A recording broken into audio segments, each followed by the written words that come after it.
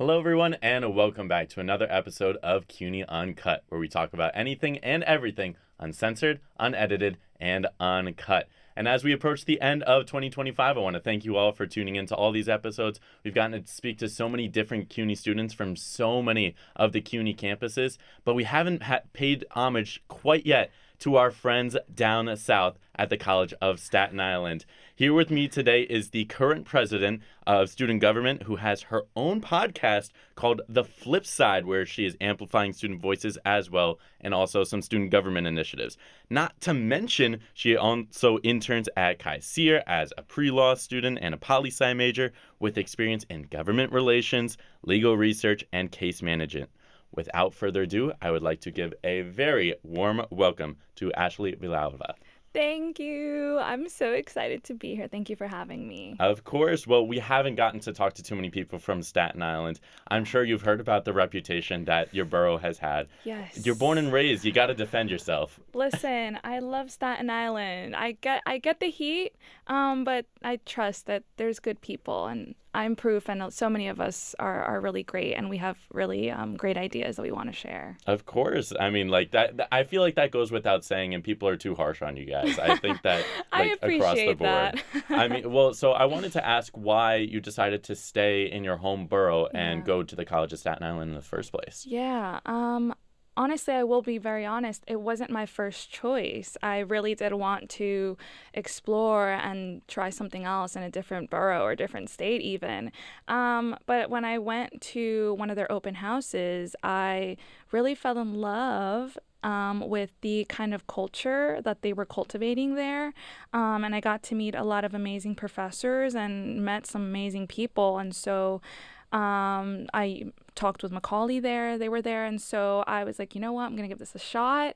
It's close to home, so it's also very convenient. And obviously, Macaulay is a great program in itself. So I was like, it's a no-brainer. I should try. And maybe if I get in, I'll go. And very thankful I got into Macaulay. So that was like a full ride there. And I got a free computer out of there, too. So that was really fun. Ooh, that's a nice deal. Yeah, Yeah. like, I mean, it makes sense. You know, you have Yeah. the free tuition staying in your home borough. Are you commuting to school as well? Yes, I do commute. It's not that bad. Oh. Trust, yeah.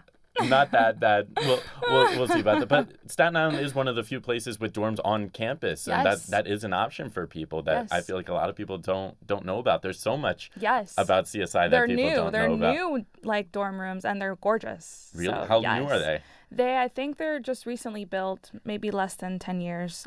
So they're relatively new. They're beautiful. I've been in there multiple times. Gorgeous. Gotcha. Well, CSI is very different from a lot of the other campuses in CUNY. Yes. Some might say that it's one of the most typical college experience places, you know, in the CUNY system at least. Right. I feel like no CUNY is the typical college experience. I Yeah. feel like everybody can vouch for that. Yeah. But it's also Agreed. the biggest campus. Can you tell me about that aspect of really trying to build a community with such a large campus, really? Yeah, so CSI, we're 204 acres, the largest CUNY campus out of all of the 26.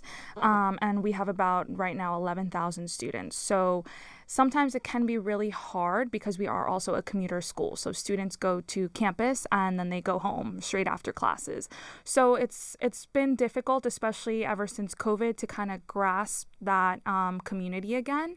But I think all of the clubs, organizations, student government, even the admin are working diligently on making it more engaging. And so we have so many events. And I feel like a lot of our students don't realize that there's always something happening on campus. And at least with student government, like I'm always planning parties. We just had a Halloween bash. I'm planning a winter formal.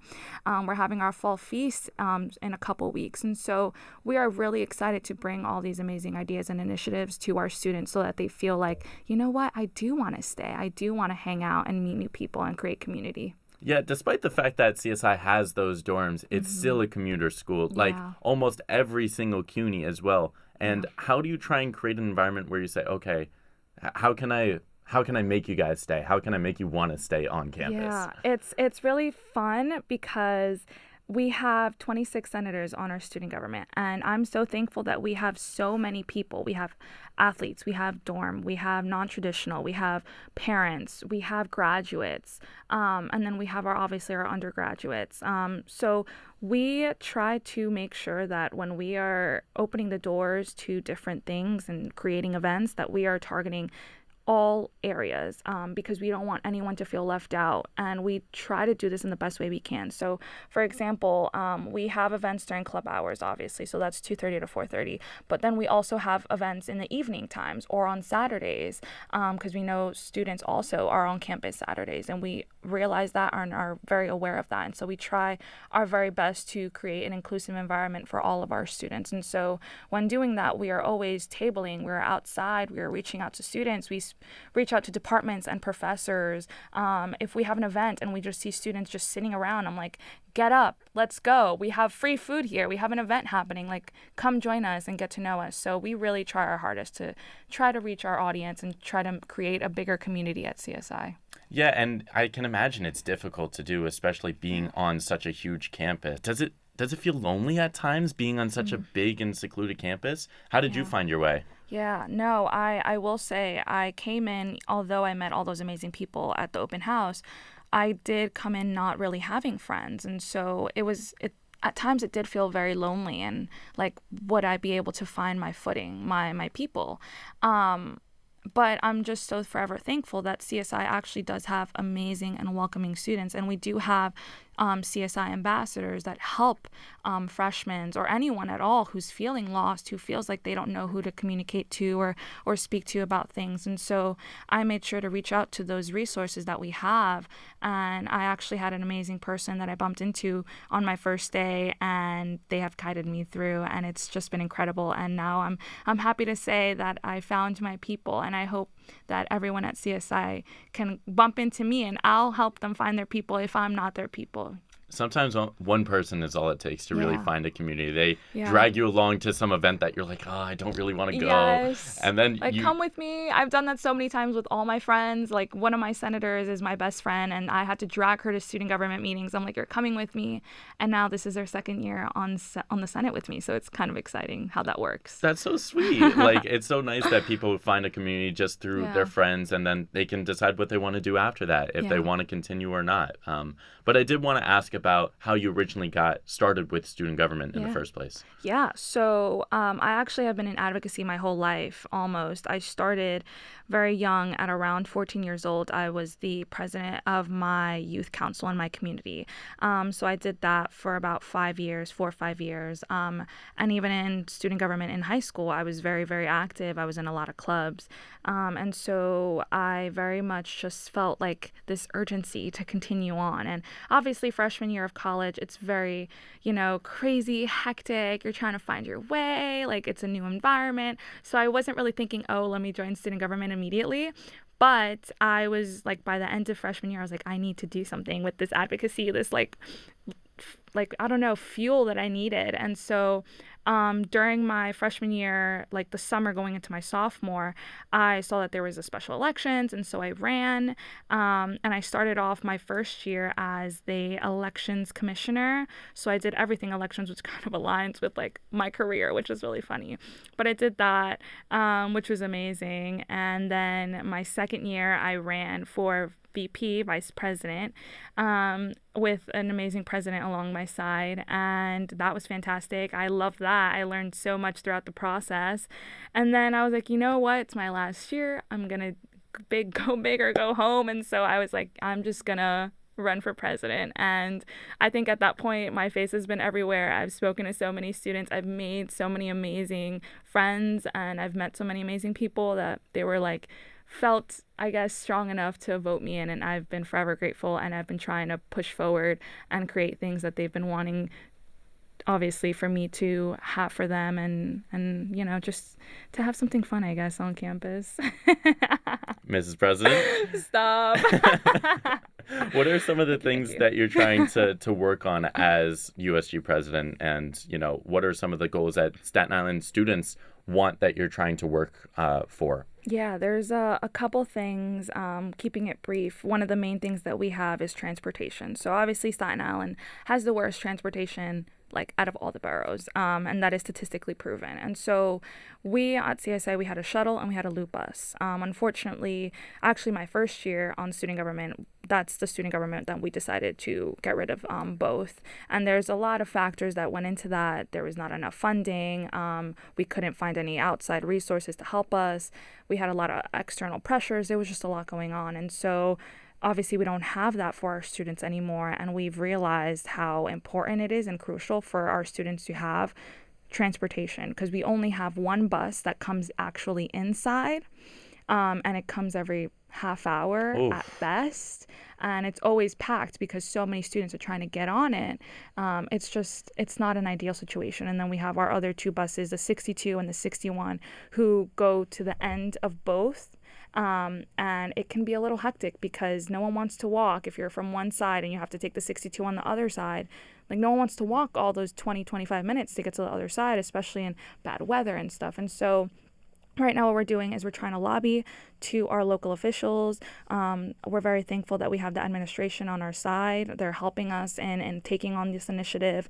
We are writing grants. We are reaching out to what we can. And hopefully, if we can't find a solution, we set a precedent for future student governments to really make this aware that this is an issue for our students, and not just for our students, but for Staten Island. We need better transportation, period. That's one thing. And then, of course, potholes, and because we're a big commuter school, and so we want to make sure that our student drivers are, safe when they're on campus. And so we are working with admin, and they are very much aware. And again, we're thankful that they are working with us on these initiatives. And you keep saying we. Who is we? Are you coming up with these ideas yourself? No, I wish. No, I'm not that creative. When I say we, I mean student government. And I pride myself on acknowledging and knowing that student government is not just me as president or the face. It is every single one of us. At the end of the day, all our budgetary actions, all our initiatives, all our events, I'm just one vote. The majority has to win. And so I make sure that our senators are well aware of that fact, and that I'm here to support you. This is your voice. We are supposed to be listening to you guys, and that is where we become a we. And so, our students, I love that they come up to me and think that I do everything, but I'm like, no, I do not. And thank goodness I don't. We are a team, we are a community, and we get things done. It's not just me. Do you feel like people are receptive of USG? Do you get a lot of engagement? Do people feel like their voices are heard on campus?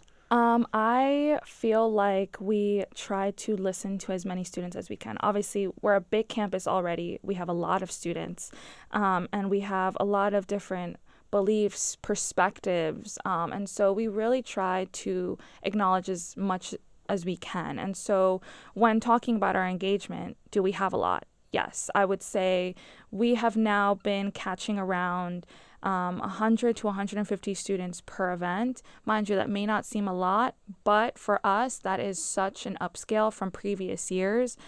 We haven't really had a lot of engagement in the previous years, and so the fact that we are producing events and creating resources for our students that they actually are interested in and they want to attend is just amazing in itself. And so our engagement is top tier, I will say.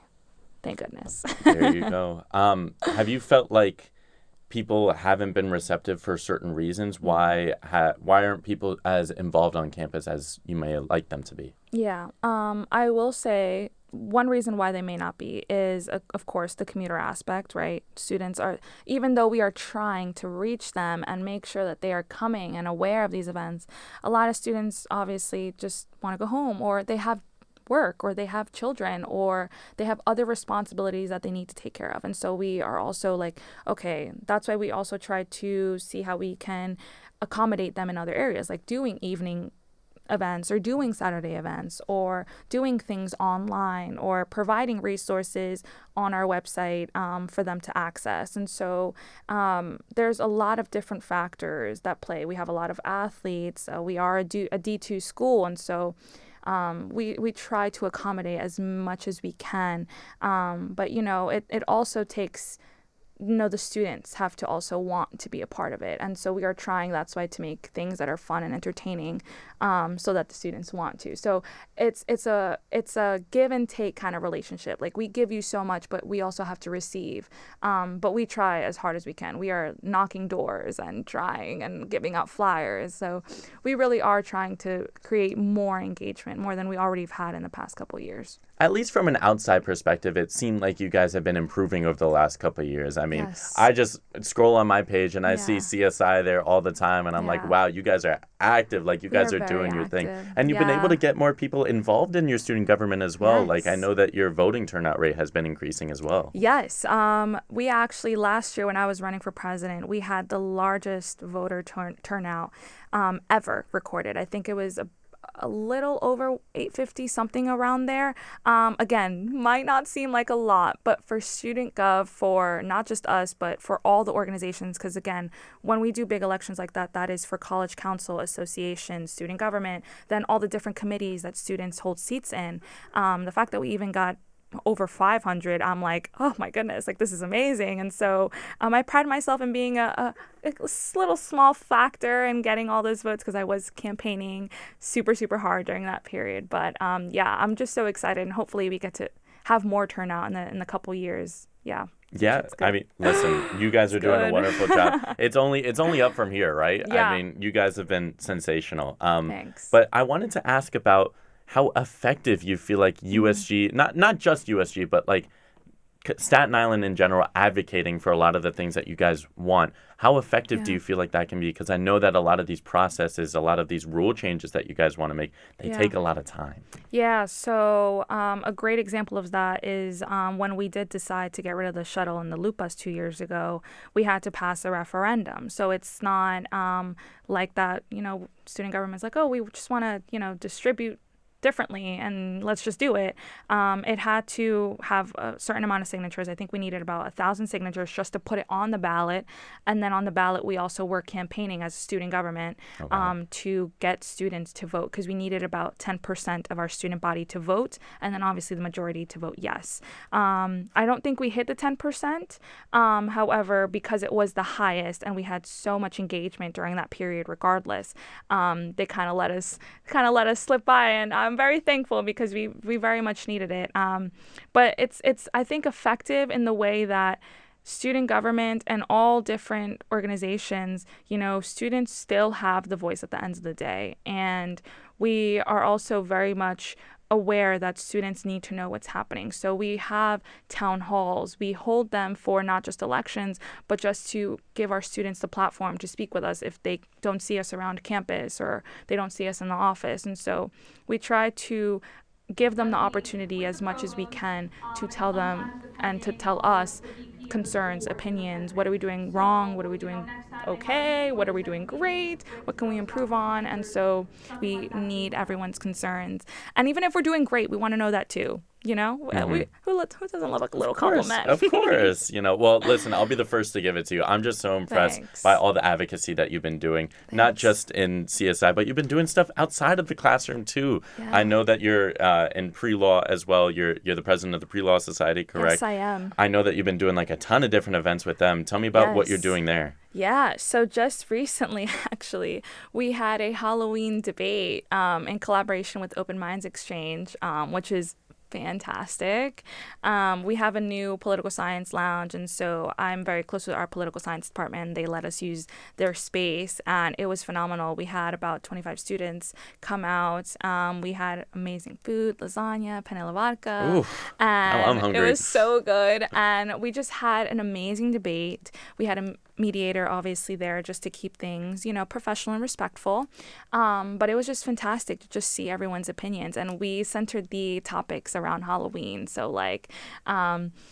we talked about should trick-or-treaters be aware of, obviously very serious topics, should trick-or-treaters be aware of offenders on the registry list, right? And so we targeted that, but we also do talk about very important stuff that I feel like are tough conversations, but tough conversations need to be had. And so on top of that, we also have judges that we have had come by. We had a federal judge come by a couple months ago. We also recently had an attorney Justin Matarisi. He owns Empire Mock Trial. It was fantastic to have him there.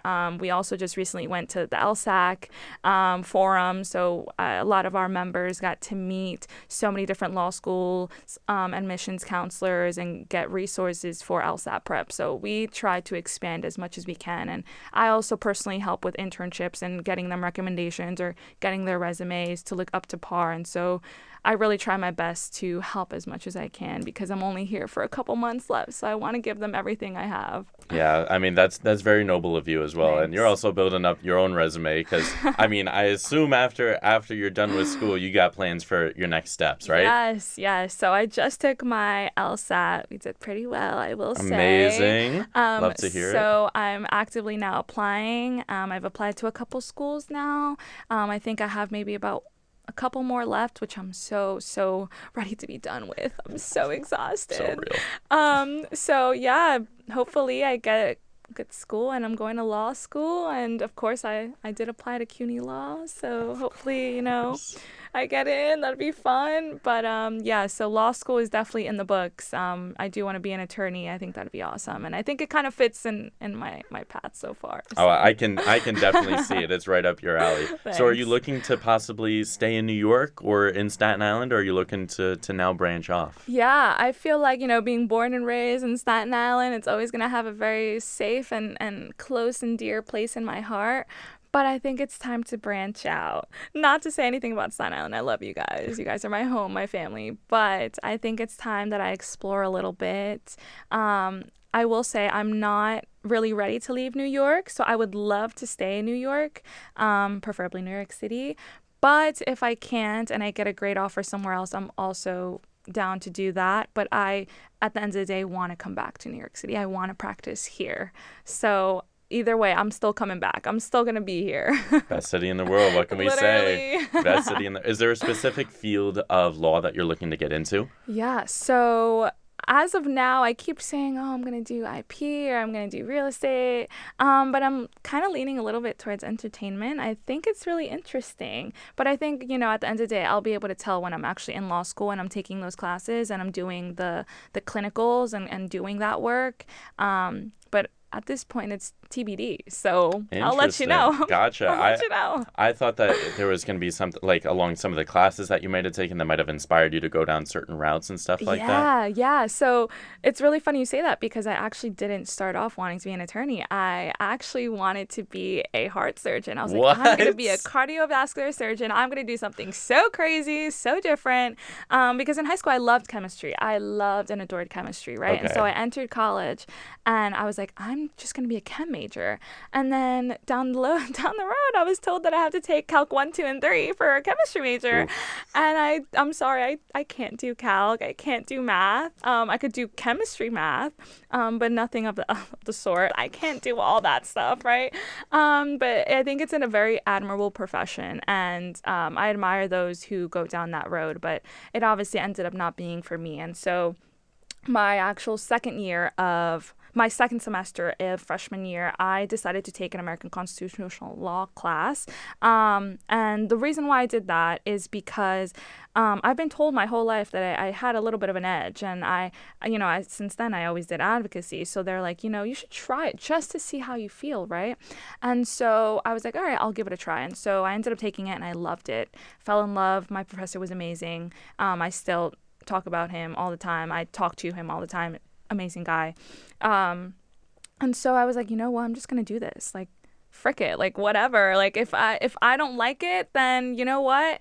I'll do something else. I feel like life is too short to be doing things that you're unhappy with. And so thankfully it all worked out and I've been happy. I've never been happier. It's just been fantastic and I've gotten so much out of it. Exactly. I mean, college is the place for you to pivot if you want to. I feel like that's the whole point. I mean, you already did it going from heart surgeon to pre-law, which crazy switch, I do have to say. No, they're the two most difficult.